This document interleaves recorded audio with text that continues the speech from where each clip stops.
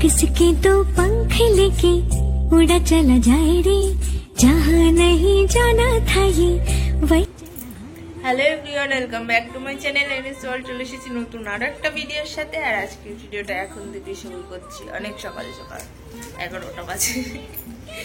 তো এখন আমার সকাল থেকে কোনো কাজ হয়নি। তোমাদের দাদা ভাই তো চলে গেছে, তো ব্রেকফাস্ট করেই গেছে। এখন আমি কাজ পুরো দমে শুরু করব সব কাজ। আজকে তো জন্মাষ্টমী, সবাইকে শুভ জন্মাষ্টমী। ব্লগটা অনেক দেরিতে পোস্ট হবে জানি, তো চলো দেখতে থাকো আজকে ভিডিওটা। বেশি বক বক করবো না সকালবেলা। আমি তো ভেবেছিলাম এই ব্লগটা অনেকদিন পরে পোস্ট হবে, কিন্তু মোটামুটি লেট হলেও অতটাও লেট হয়নি। আর এই দেখো বাইরে কি পরিমাণে বৃষ্টি শুরু হয়েছে, মানে হঠাৎ এত জোরে বৃষ্টি হচ্ছে, বৃষ্টির সাথে ঝড়। এখানে যখনই বৃষ্টি হয় এমন ঝড়, মানে মোটামুটি এত জোরে জোরেই হাওয়া দেয়, দেখে মনে হয় পুরো ঝড় উঠে গেছে। সেদিনকে আসলেও ঝড় হচ্ছিল, ভালো জোরেই ঝড় হচ্ছিল। তো এখানে লাইট চলে গেছে, আমি সেটাই বলছি, বাইরে পুরো এত বৃষ্টি হচ্ছে বলে ঘরে লাইট চলে গেছে। তারপরে এখানে রান্না বসিয়ে দিয়েছি। আজকে তো বললামই জন্মাষ্টমী, ওই জন্য আমাদের গোপুর আজকে পুজো হবে, তো নিরামিষ, ওই জন্য নিরামিষ রান্না করব। বেশি কিছু না, ভেজ ডাল আর আলু আর একটা মানে মিষ্টি কুমড়ো দিয়ে একটা সবজি আর ভাত, ব্যাস। আর এখানে আমি আবার এসেছি ঘর গোছাতে রান্না বসিয়ে দিয়ে। তো আমাদের তো জানোই তোমরা, গোপাল আছে, যেটা একদমই তোমাদের দাদা ভাইয়ের শখে কেনা। মোটামুটি ওই গোপালটা কেনার কাহিনীটা যদি বলি, আসলে আমি আর তোমাদের দাদা ভাই একদিনকে সোনার দোকানে গেছিলাম একটা জিনিস বানাতে বা দেখতে, যাই হোক। তো সেখানে গিয়ে তোমাদের দাদা ভাইয়ের মানে একটা মেয়ে এসেছিল, যে গোপালটা কোলে করে নিয়ে এসেছিল, তার গোপাল। তো তোমাদের দাদা ভাইয়ের সেটা দেখে না ভীষণ পছন্দ হয়ে গেছিল। তো তখন থেকেই শখ, ও গোপাল কিনবে, গোপাল নেবে। কিন্তু মানে কিছু কারণে দেখো, গোপাল নিলেই তো না, সেটা পুজোও করতে হয়। তো আমি ওকে বারণ করেছিলাম, কিন্তু ও সেটা নিয়েই নিয়েছে। যাই হোক, সেটারই আজকে ও বলেছে যে আজকে গোপালটা পুজো হবে, ওই জন্য আজকে ভাবলাম পুজো করি। অনেক দিন আগে গোপালটা নেওয়া হয়েছে, কিন্তু সেটার পুজো করা হচ্ছিল না বলতে পারো, সাহসে কোলায়নি। কারণ জানোই তো গোপাল পুজোর অনেক নিয়ম থাকে। কিন্তু আজকেও এত পরিমাণে বলছিল, আরও নিজের হাতে সব কিছু নিয়েও এসেছিল, ওই জন্য আমি ভাবলাম যা হবে হবে, পুজোটা শুরুই করি। যাই হোক, ওই জন্য আমি দেখো আজকে এখানে এসে প্রথম শাড়ি পরেছি। আমি শাড়ি নিয়ে এসেছিলাম কিন্তু পরা হয়নি, তো আজকে শাড়ি পরে আলতা পরে একদম পুরো প্রপার রেডি হয়ে গেছি। তারপরে স্নান টান করে ফ্রেশ, আমি তো সকাল থেকে উপোস আছি, কিছু খাওয়া দাওয়া করিনি। এখন প্রায় 3টে মতো বাজে, একটু লেট হয়ে গেছে। আমার স্নান কিন্তু হয়ে গেছিল অনেকক্ষণ আগেই, কিন্তু তোমাদের দাদা ভাইয়ের জন্যই আমি ওয়েট করছিলাম।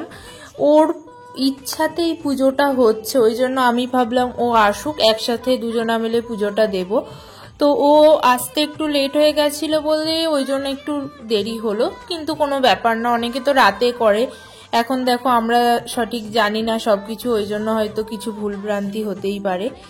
আর আজকে না আর একটা বিশেষ দিন, মানে আমার জীবনে বলতে পারো। আজকে তো তোমাদের দাদাভাই যেখানে থাকে, মানে আমরা এখন যেখানে আছি, সেখানে জন্মাষ্টমী পালন হবে রাত্রিবেলা, তো সেখানে আমাদের যেতে হবে।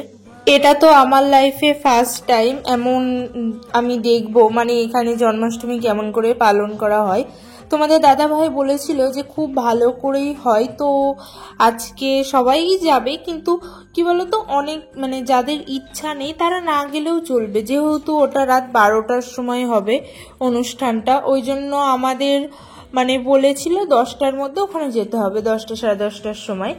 তো অনেকে যায়নি, কিন্তু আমি গেছিলাম, কারণ আমি মনে করি সবকিছুই একবার করে দেখা ভালো। মানে দেখো, আবার কবে কোয়ার্টারে আসবো কি আসবো না তার নেই ঠিক। এখন যখন সুযোগ পেয়েছি দেখার, তো অবশ্যই দেখে নেব, মানে কেমন করে এখানে পালন করা হয় জন্মাষ্টমী।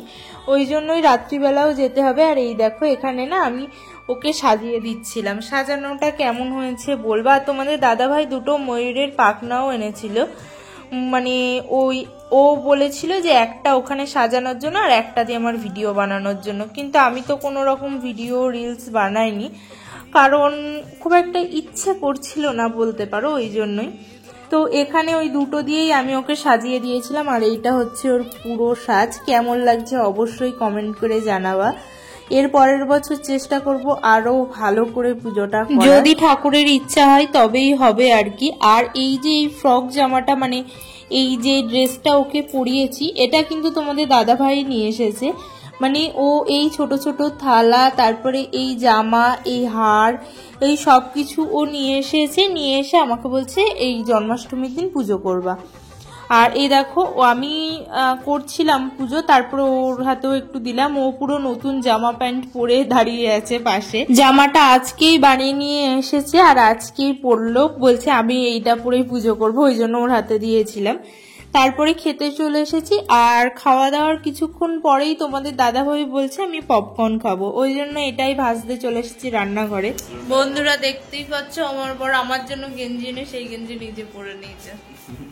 গেঞ্জিটা আমার জন্য এনেছিল, কিন্তু ওর পছন্দ হয়ে গেছে তো ও পরেছে। দুটো গেঞ্জি এনেছে, একটা ওর একটা আমার, একই গেঞ্জি, আমি ওটাই পরি। তো এখন আমরা ভাজবো পপকর্ন। এই যে নিয়ে চলে এসেছি প্যাকেট, তোমাদের দাদা ভাই খাবে। এখন বাজে 4:30। অত স্টাইল কিসের? বিয়ে হয়ে গেছে না, স্টাইল কিসের অত? এবার ঠিক আছে, নর্মাল থাকতে হয় আমার মতো। আজকে আমি একটা শাড়ি পরেছি, তো এখন দেখি তোমাদের দাদা ভাই কি পপকর্ন বানায়। চলো দেখতে থাকো। এই যে গাইজ আমি থালা নিয়ে রেডি।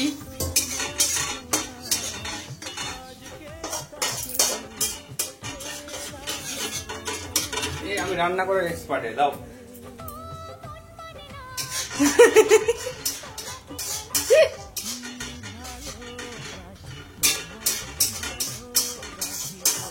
ও নেড়ে নেড়ে ও নেড়ে এবারে চলে আসো, চলে আসো।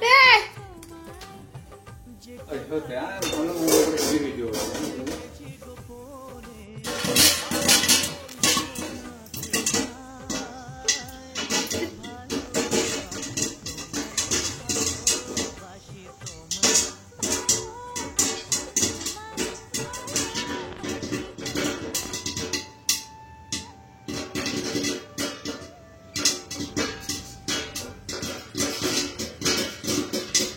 খুলো না, চোখে পড়বে। পপকর্ন ভাজতে ভাজতে আমি ওই যে থালাটা ঢাকা দিয়ে গেলাম, তোমাদের দাদাভাই আবার 1-2 মিনিট পরে আমি ওখানে থেকে শুধু একটু বাইরের দিকে এসেছি, আর উনি দেখো বেশি কায়দা করে এই থালাটা খুলে ফেলেছে, আর চারি সাইডে পুরো পপকর্ন ছিটিয়ে গেছে। মানে ওটা তখনও পুরোপুরি সবগুলো ভাজা হয়নি, আরো তখনই ওটা খুলেছিল, ওই জন্যই আর কি। আর এখানে না ভাবলাম একটু পপকর্নের সঙ্গে চা খাওয়া যাক, ওই জন্য আমি চা করতে চলে এসেছি। তো এই যে এটা হচ্ছে গুটি চা, আর এই চায়ের কোটোটা মানে আমরা যখন ঘুরতে গেছিলাম আসাম থেকে, তোমাদের দাদাভাই এয়ারপোর্টের ভেতর থেকে নিয়েছিল।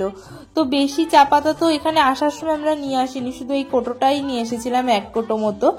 তো দুজনা খাই, আর তোমাদের দাদাভাই আর একটা না বেশি খেতেও চায় না চা, আমি যা একটু আধটু খাই।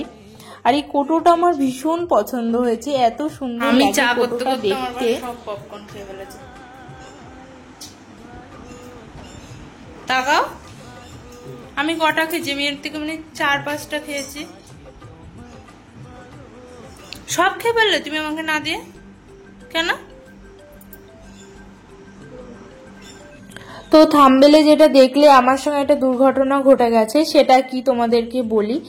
যে এই যে পপকর্ন খাওয়ার পরে তোমাদের দাদাভাই আর আমি একটু বাইরের দিকে বেরিয়েছিলাম, তো সেখান থেকে এসে যখন রাত্রিবেলা প্রোগ্রামের জন্য আমি রেডি হতে যাই, তখন একটা কানের মানে খুলে আমি আরেকটাই যখন দেখি তখন আমার কানে নেই। মানে আমি এতক্ষণ দেখতে পারবো একটা ছোট্ট টপ কানে পড়া ছিল, সেই কানেরটা হারিয়ে গেছে। তো আমি তো সেই মুহূর্তে ভীষণ ভয় পেয়ে গেছি। তোমাদের দাদাভাই স্কুটি নিয়ে বাইরের রাস্তায় খুঁজে এসছে, কিন্তু কোথাও কানেরটা পাইনি। আমি তো রীতিমতো কান্নাকাটি শুরু করে দিয়েছি, আর কাঁদতে কাঁদতে রেডি হচ্ছি, কারণ তো যেতে হবেই, যেহেতু এসেছে নাম, তো সবাইকেই যেতে হবে। ওই জন্য রেডি হতে হতে আমি মনে মনে না খুঁজে বেড়াচ্ছি। তো আমি মনে মনে ভাবছি আমি আজকে পুজো করলাম আর আজকেই আমার কানেরটা হারিয়ে গেল। এমন ভাবতে ভাবতে না আমি যে বাইরে গেছি, রাস্তায় আমি বেরিয়ে দেখছি কানেরটা পড়ে আছে। তো এটা বলতে পারো আমি তো মনে করছি হয়তো ঠাকুর ইচ্ছা করেই পাইয়ে দিয়েছে কানেরটা, যাই হোক। তো আমি ওই কানেরটা পেয়ে গেছি, আর ওটা যদি হারিয়ে যেত সত্যি বলতে আমি খুব কষ্ট পেতাম, কারণ কানেরটা ভীষণ পছন্দের কানের আমার একটা। যাই হোক, পেয়ে তো গেছি, এটাই হচ্ছে সব থেকে বড় কথা। আর এখানে চলে এসেছি আমি এই যে মন্দিরে, এইটা হচ্ছে মন্দির। আর এখানে দেখতেই পারলে লাইট অফ করে দিয়েছিল, কারণ মানে ঠিক 12টা বাজার 2 মিনিট মতো আগে লাইটটা অফ করে ঠিক 12টার সময় লাইটটা অন করলো। আর এত সুন্দর ঠাকুরটা ভেতরে দেখে সত্যি মন প্রাণ পুরো জুড়িয়ে গেল। ওইখানে ভজনও হচ্ছিল। মোটামুটি আমি দেখে চলে এসেছি, সব কিছুই খুব ভালো লাগলো। আর এসে আমরা দুজন আবার একটু রাত্রিবেলা বাইরের দিকে হাঁটতে গেছিলাম, আর ওখানে আমি না তোমাদেরকে সজারু দেখাচ্ছিলাম। একটা সজারু অমন দৌড়ে বেড়াচ্ছিল। আর তারপরে রুমে এসে আমরা দুজন খাচ্ছি মুসলি আর দুধ। তখন প্রায় বাজে রাত 2টোর সময় তোমাদের দাদাভাই আর আমি বসে বসে মুসলি খাচ্ছি এখানে। আসলে প্রোগ্রামটা শেষ হতে হতে তারপরে প্রসাদ নিয়ে রুমে আস্তে আস্তে একটু লেটই হয়ে গেছিল।